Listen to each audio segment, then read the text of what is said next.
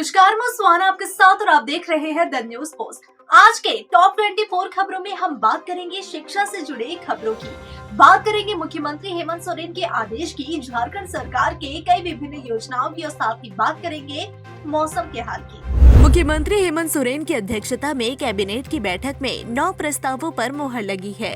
Cabinet ने निर्णय लिया कि आगामी बजट सत्र 2025-26 24 फरवरी से 27 मार्च तक बुलाया जाएगा। बैठक में कुछ अन्य महत्वपूर्ण प्रस्तावों को मंजूरी दी गई, जिनमें झारखंड शिक्षा अधीनस्थ सेवा के पदों में वृद्धि, सभी 265 प्रखंडों में शिक्षा प्रसार पदाधिकारियों की नियुक्ति और पुलिस महानिरीक्षक के चयन के लिए एक नई नियुक्ति नियमावली बनाना शामिल है। इसके तहत एक समिति गठित की जाएगी, जिसमें उच्च न्यायालय की 2 सेवानिवृत्त न्यायाधीश और सेवानिवृत्त पुलिस महानिरीक्षक भी होंगे। इसके अलावा उत्पाद विभाग के सदन प्रसाद को आर्थिक प्रोन्नति देने का भी निर्णय लिया गया। इस बैठक में भू राजस्व मंत्री दीपक बिरुवा और अन्य मंत्री भी शामिल थे। झारखंड में पश्चिमी विक्षोभ का असर दिख रहा है। बादल छाने की वजह से पिछले 24 घंटे में रांची सहित 15 जिलों का तापमान 2 डिग्री तक बढ़ गया। मंगलवार को लोगों को कपकपाती ठंड से राहत मिली। हालांकि सुबह में रांची सहित अधिकतर जिलों में घना कोहरा छाया रहा। मौसम विभाग के अनुसार अगले 4 दिनों में पारा में 4 डिग्री की गिरावट आ सकती है। 10 जनवरी तक सुबह में कोहरा और धुंध छाया रहेगा। पिछले 24 घंटे में कांके का अधिकतम तापमान 21.5 डिग्री और न्यूनतम तापमान 4 डिग्री रिकॉर्ड किया गया। वहीं मैक्लोस्कीगंज में अधिकतम तापमान 25 डिग्री और न्यूनतम 6.5 डिग्री रिकॉर्ड किया गया। चीन के बाद भारत में भी HMPV वायरस काफी तेजी से फैल रहा है। भारत में अब तक HMPV वायरस के 7 मामले सामने आ चुके हैं। पहला मामला सोमवार को कर्नाटक से सामने आया, जिसमें 2 बच्चे संक्रमित हो गए। इसके बाद 2 मामले तमिलनाडु से सामने आए। वहीं 2 मामले महाराष्ट्र के नागपुर में और अहमदाबाद में 2 बच्चों के संक्रमित होने की बात सामने आई है।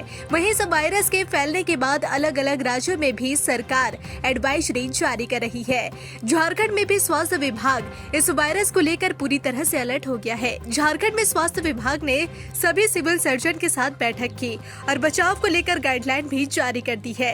राज्य के सबसे बड़े अस्पताल रिम्स सहित राज्य के सदर अस्पतालों को भी अलर्ट मोड में रहने को कहा गया है। झारखंड में चीनी वायरस HMPV को लेकर स्वास्थ्य विभाग अलर्ट मोड पर है। राज्य के स्वास्थ्य मंत्री इरफान अंसारी ने कहा कि वायरस के खतरे को लेकर राज्य सरकार संजीदा है और सभी अधिकारियों को लगातार सतर्क रहने के निर्देश दिए गए हैं। उन्होंने यह भी कहा कि अभी तक राज्य में इस वायरस का कोई भी केस सामने नहीं आया।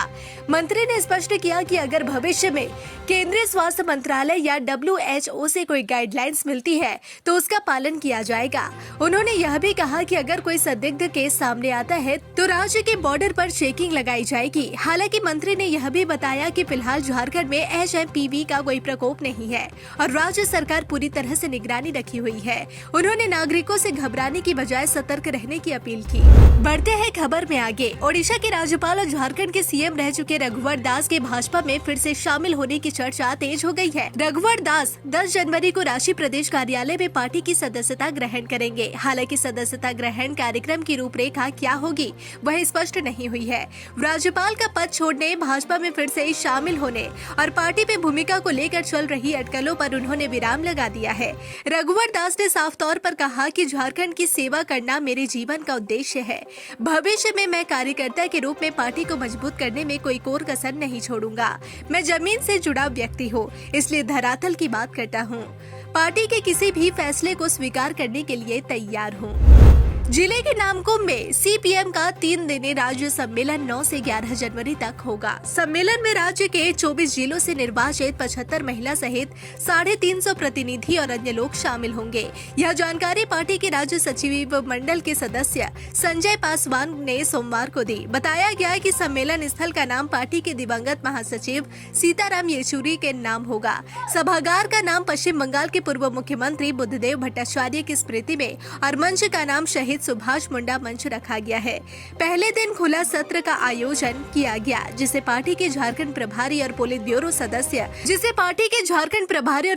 सदस्य बृंदा करात, पूर्व सांसद और पोलित ब्यूरो सदस्य रामचंद्र डोम, राज्य सचिव प्रकाश विप्लव, साहित्यकार और स्वागत समिति अध्यक्ष डॉक्टर रणेंद्र संबोधित करेंगे। सम्मेलन की तैयारी के लिए राज्य में अभियान चलाया जा रहा है। यह राज्य सम्मेलन ऐतिहासिक होकर जनता के ज्वलंत सवालों को लेकर झारखंड में आंदोलन तेज किया जाएगा। पांडे गिरोह गैंगवार मामले में कोयलांचल के डॉन विकास तिवारी और गिरोह से जुड़े 10 लोगों के खिलाफ FIR दर्ज किया गया है। गैंगवार में मारे गए भारत पांडे के पिता के आवेदन के आधार पर सभी के खिलाफ हत्या, आर्म्स एक्ट समेत गंभीर धाराओं में मुकदमा दर्ज किया गया है। बता दें कि रविवार की रात पलामू के चैनपुर थाना क्षेत्र के गर्दा में हुई गैंगवार में अपराधियों ने भरत पांडे और दीपक साव की गोली मारकर हत्या कर दी थी। दोनों कोयलांचल में आपराधिक गिरोह का संचालन करते थे और रामगढ़ के पतरातू के रहने वाले थे। गैंगवार के मामले में पलामू पुलिस ने SIT का भी गठन किया है। SIT का नेतृत्व सदर SDPO मणिभूषण प्रसाद कर रहे हैं। कोयलांचल के इलाके में भरत पांडे गिरोह का सदस्य हुआ करता था। 2021-22 में भरत पांडे गिरोह से अलग हो गया था और अमन साव गिरोह से जुड़े दीपक साव उर्फ दुल्ला के साथ मिलकर अलग गिरोह बनाया था। भरत और दीपक के अन्य गिरोहों के साथ वर्चस्व की लड़ाई थी। रामगढ़ जिले में भरत पर 10 बल्कि दीपक पर आधा दर्जन से भी अधिक आपराधिक घटनाओं को अंजाम देने का आरोप था। भरत दीपक के साथ पलामू के चैनपुर थाना क्षेत्र के गर्दा स्थित अपने मौसी के घर में पिछले 31 दिसंबर से रह रहा था। घटना के बाद पुलिस की जांच में कई बातों का खुलासा हुआ है। भरत और दीपक को गोली मारने वाले शूटरों को पुख्ता जानकारी दी गई थी कि दोनों किस घर में रुके हैं और घर के कौन से कमरे में सोए हुए हैं। अपराधी घर के अंदर सीधे भरत और दीपक के कमरे में ही दाखिल हुए थे और अंधाधुंध फायरिंग शुरू कर दी थी। लातेहार जिले में नक्सल गतिविधियों पर अंकुश लगाने के उद्देश्य से पुलिस ने नई पहल की है। पुलिस अधीक्षक गौरव कुमार के निर्देश पर मुख्य चौक चौराहों पर हार्डकोर इनामी नक्सलियों के पोस्टर चिपकाए गए हैं। इन पोस्टरों में नक्सलियों की तस्वीरें और उन पर घोषित इनाम की जानकारी दी गई है। प्रशासन ने जनता से अपील की है कि वे इन नक्सलियों के बारे में किसी भी प्रकार की सूचना पुलिस को दे। सूचना देने वाले की पहचान गोपनीय रखी जाएगी और उनकी सुरक्षा सुनिश्चित की जाएगी। साथ ही सूचना के आधार पर गिरफ्तारी होने पर मुखबिर को उचित इनाम दिया जाएगा। जिले में सक्रिय प्रमुख नक्सलियों में मनीष यादव पर 5 लाख का इनाम, सुखलाल ब्रिजिया पर 5 लाख, कुंदन खरवार 10 लाख, मृत्युंजय भुइया 10 लाख और रविंद्र गंजू पर 15 लाख का इनाम है। राज्य पुलिस अब लुटेरों की गिरफ्तारी करने के लिए अलग अलग तरह के हथकंडे अपना रही है। बीते दिन पेट्रोल पंप के कर्मचारी के साथ हुई लूटकांड मामले पर आरोपियों के पोस्टर जारी किए गए हैं, जहां अपराधियों की पहचान बताने वालों को 20,000 रुपए इनाम के तौर पर दिए जाएंगे। इस मामले में 2 आरोपियों की पहचान CCTV की मदद से हुई है। वहीं अब पुलिस ने जगह जगह अपराधियों का पोस्ट लगा दिया है। इस पोस्टर में बताया गया है कि रातू रोड क्षेत्र में 26 दिसंबर को स्टेट बैंक में पैसा जमा करने जा रहे व्यवसायी से 14 लाख रुपए की छिनताई की गई थी। दोनों अपराधियों के बारे में कोई भी जानकारी अगर किसी के पास हो तो वह भी बिना डरे पुलिस को दे। सूचना देने वालों को 20,000 रुपए इनाम के तौर पर और व्यक्ति के नाम और पहचान को गुप्त रखा जाएगा। इस नंबर पर सूचना कर सकते हैं। SSP Ranchi 9431706136, SP rural Ranchi 9431706138, DYSP Ranchi 9431706142, INS कम OC Ratu 9431706175। Jharkhand academic council ने 8वीं और 9वीं कक्षा की बोर्ड परीक्षा 2025 का टाइम टेबल जारी कर दिया है। 9वीं बोर्ड की परीक्षा 2 दिन 29 जनवरी और 30 जनवरी को होगी। 29 जनवरी को फर्स्ट सिटिंग सुबह 9:45 से 1 बजे तक हिंदी A और B व अंग्रेजी, तो वहीं सेकंड सिटिंग दोपहर 2 बजे से शाम 5:15 तक गणित और साइंस पेपर की परीक्षा ली जाएगी। 30 जनवरी को भी फर्स्ट सिटिंग सुबह 9:45 से दोपहर 1 बजे तक सोशल साइंस व अतिरिक्त विषयों की परीक्षा ली जाएगी। वहीं 8वीं बोर्ड के सभी विषयों की परीक्षा 28 जनवरी को 2 सिटिंग में आयोजित की जाएगी। पहली सिटिंग सुबह 9:45 से तो वहीं दोपहर 1 बजे से दूसरी रहेगी।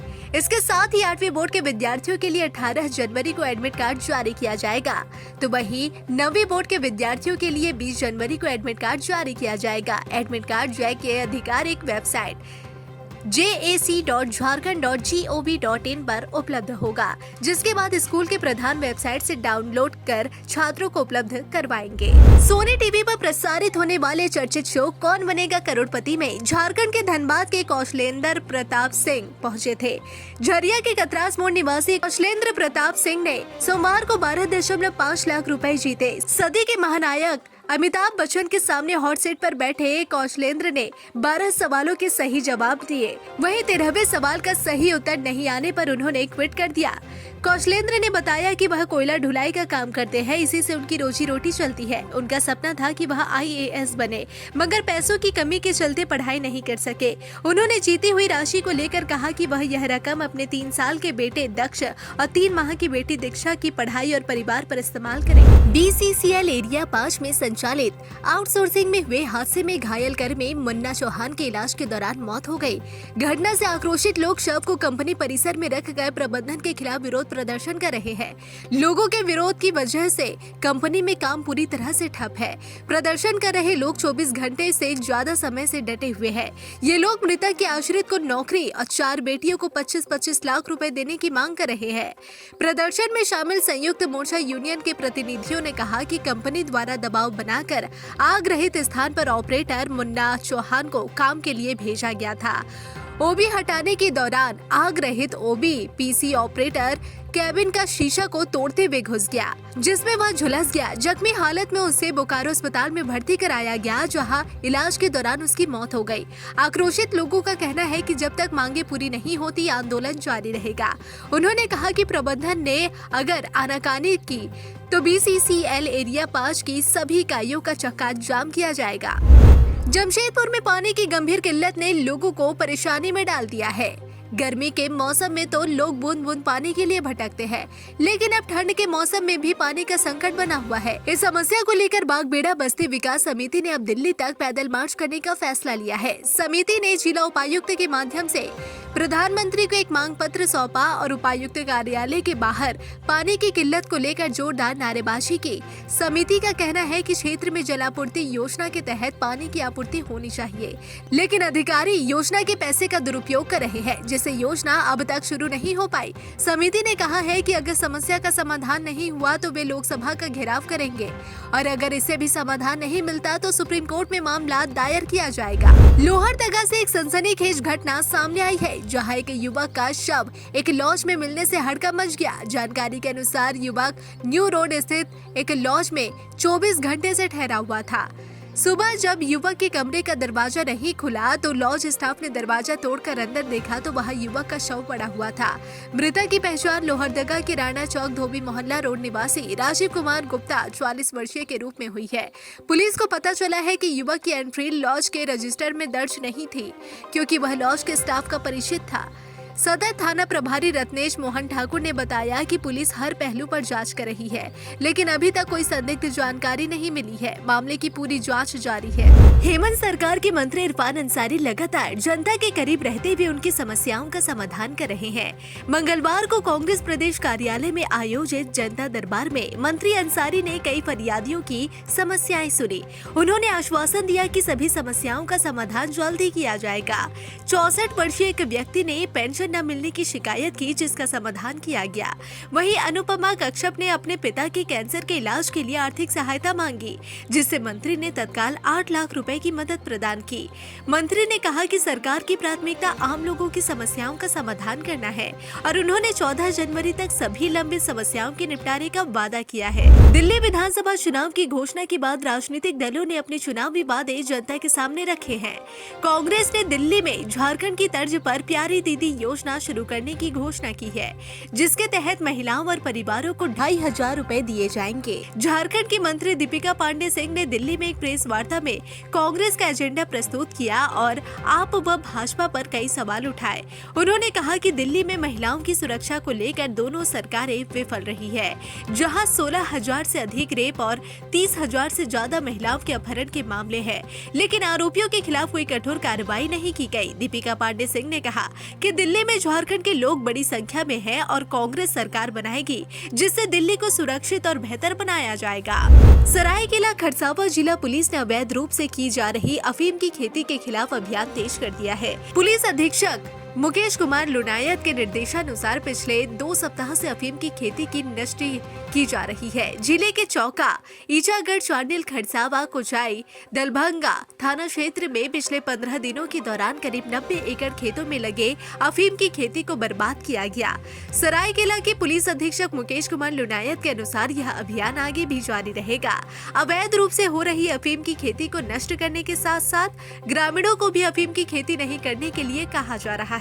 लोगों को अफीम की खेती की जगह वैकल्पिक खेती के रूप में सब्जी, रबी फसल, मोटे अनाज की खेती करने के लिए जागरूक किया जा रहा है। झारखंड में रोजगार को लेकर सरकार पर दबाव बढ़ता जा रहा है क्योंकि युवाओं के लिए कई विभागों में नियुक्तियां नहीं हो रही। झारखंड मुक्ति मोर्चा ने अपने घोषणा पत्र में 10 लाख युवाओं को रोजगार देने का वादा किया था, जिसे अब सरकार पूरा करने की दिशा में काम कर रही है। झामुमो के महासचिव ने बताया कि अगले महीने से राज्य सरकार खाली पदों पर वैकेंसी जारी करने जा रही है। इसके लिए सभी विभागों के खाली पदों का निरीक्षण किया जा रहा है और सरकारी अधिकारियों के साथ बैठकें भी की जा चुकी है। मुख्यमंत्री हेमंत सोरेन ने आयोगों को जल्द से जल्द नियुक्ति प्रक्रिया शुरू करने के निर्देश दिए हैं। मुख्यमंत्री मैया सम्मान योजना का पोर्टल एक बार फिर खोला जाएगा ताकि जिन महिलाओं का आवेदन छूट गया है वे अपना आवेदन कर सके। वर्तमान में 56,61,000 महिलाओं को इस योजना से जोड़ा गया और सभी को हर महीने 2,500 रुपए की राशि उनके खातों में मिल रहे हैं। हालांकि कुछ महिलाएं अभी भी इस योजना का लाभ नहीं उठा सकी है। सीएम हेमंत सोरेन ने स्पष्ट किया है कि जो महिलाएं योजना से वंचित रह गई है उन्हें जल्द ही इसमें शामिल कर लिया जाएगा। इस योजना का उद्देश्य झारखंड की बेटियों को आत्मनिर्भर बनाना है। पिछले 5 महीनों में योजना से बड़ी संख्या में लाभार्थी जुड़ चुके हैं, लेकिन कुछ महिलाओं का आवेदन नहीं हो सका। झारखंड सरकार की मुख्यमंत्री मैया सम्मान योजना के लाभुकों की संख्या 56 लाख के पार पहुंच चुकी है और अब तक सभी के खातों में पैसे भी पहुंच रहे हैं। लेकिन मुख्यमंत्री हेमंत सोरेन ने उन लाभुकों को चेतावनी दी है जो फर्जी तरीके से शपथ पत्र दाखिल कर योजना का लाभ ले रहे हैं। उन्होंने कहा कि ऐसे लोगों का नाम योजना से हटा दिया जाएगा ताकि वास्तविक जरूरतमंदों को इसका लाभ मिल सके। बता दें कि योजना की 5वीं किस्त जारी करते हुए मुख्यमंत्री ने 3 लाख लाभुकों के साथ संवाद किया और उनसे योजना के पैसे के उपयोग के बारे में पूछा। उन्होंने मीडिया से बात करते हुए कहा कि फर्जी तरीके से पैसे लेना गलत है और उन लोगों से निवेदन किया गया कि वे शपथ पत्र को सरेंडर करें। उन्होंने अधिकारियों को ऐसे लोगों की पहचान कर उनका नाम काटने के निर्देश दिए हैं। गिरिडीह पुलिस को एक बड़ी सफलता मिली है। पुलिस ने नक्सली तालो मरांडी उर्फ सुनील मरांडी को गिरफ्तार कर लिया है। उनकी गिरफ्तारी बेलवा घाटी थाना क्षेत्र से की गई है। गिरिडीह एसपी डॉक्टर विमल कुमार को गुप्त सूचना मिली थी कि नक्सली तालो मरांडी अपने परिजनों के साथ बलियारी के चोलको नदी से जंगल के रास्ते रिश्तेदार के घर जा रहा है। एसपी ने तुरंत कार्रवाई करते हुए टीम बनाई और जंगलों में पुलिस के जवानों को तैनात की। कुछ समय बाद पैदल आते हुए एक व्यक्ति ने खुद को तालो मरांडी बताया, जिसके बाद पुलिस ने उसे गिरफ्तार कर लिया। गिरफ्तारी से पहले तालो मरांडी पर 2020 में बिहार झारखंड सीमा पर विस्फोटक सामग्री छुपाने और पुल निर्माण ठेकेदार से लेवी वसूलने जैसे अपराधों का आरोप था। गिरिडीह पुलिस अब उससे पूछताछ कर रही है और जल्द ही कुछ और महत्वपूर्ण जानकारी मिलने की संभावना है। पश्चिमी सिंहभूम जिले के सारंडा स्थित जराईकेला थाना क्षेत्र अंतर्गत तिरलपोसी गांव के समीप में पुलिस को नुकसान पहुंचाने के उद्देश्य से नक्सलियों द्वारा लगाए गए आईईडी विस्फोटक की चपेट में आने से एक नाबालिग की मौत हो गई। घटना की पुष्टि पुलिस अधीक्षक आशुतोष शेखर ने की है। मिली जानकारी के अनुसार तिरलपोसी गाँव की उक्त युवती लकड़ी लेने सारंडा जंगल के तिरलपोसी और थोलकोबाद सीमा स्थित राधापोड़ा इलाके में गई थी। लकड़ी इकट्ठा करते समय उसका पैर नक्सलियों द्वारा पहले से लगाए गए आईईडी पर पड़ गया और आईईडी विस्फोट हो गया, जिससे युवती की घटनास्थल पर ही मौत हो गई। संथाल समाज का सबसे बड़ा पर्व सोहराय दुमका जिला के शिकारीपाड़ा प्रखंड में बड़े धूमधाम से मनाया गया। युवा संघ और ग्राम प्रधान संगठन द्वारा आयोजित इस सोहराय मिलन समारोह में दुमका सांसद नलिन सोरेन, विधायक आलोक सोरेन और जिला परिषद अध्यक्ष जोयस बेसरा मुख्य अतिथि के रूप में उपस्थित हुए। कार्यक्रम में स्थानीय लोग परंपरागत परिधान में सोहराय के गीतों पर नाचते और झूमते हुए नजर आए। खासकर विधायक आलोक सोरेन और जिला परिषद अध्यक्ष जोइस बेसरा मांदर की थाप पर जमकर थिरके। सांसद नलिन सोरेन ने कहा कि सोहराय पर्व में पशु और प्रकृति की पूजा होती है, खासकर बैल और मवेशियों की पूजा की जाती है। इस अवसर पर बेटी अपने मायके आती है और उसका आदर सत्कार होता है। यह पर्व 5 दिनों तक मनाया जाता है, जिसमें हर दिन का विशेष महत्व होता है। इस कार्यक्रम में BDO, CO सहित अन्य गणमान्य लोग और बड़ी संख्या में ग्रामीण भी शामिल हुए। रांची DC मंजुनाथ भजंत्री ने सोशल मीडिया पर एक पोस्ट के माध्यम से रांची वासियों के लिए एक नई पहल शुरू की है, जिसके तहत लोग अब अपनी शिकायतें और समस्याएं सीधे WhatsApp पर दर्ज करा सकते हैं। इसके लिए 9430280880 नंबर जारी किया गया है, जिस पर नागरिक अबुआ साथी के तहत अपनी समस्याएं भेज सकते हैं। इस पहल से रांची के लोगों को अपनी समस्याओं का समाधान जल्दी और आसानी से मिलेगा। इसके साथ ही रांची जिला प्रशासन ने बताया कि शिकायत भेजते वक्त लोगों को अपना नाम और संपर्क विवरण देना अनिवार्य होगा, ताकि उचित कार्रवाई के बाद उन्हें जानकारी दी जा सके। फिलहाल इस बुलेटिन में बस इतना ही। ऐसे ही तमाम खबरों के लिए बने रहे द न्यूज़ पोस्ट के साथ।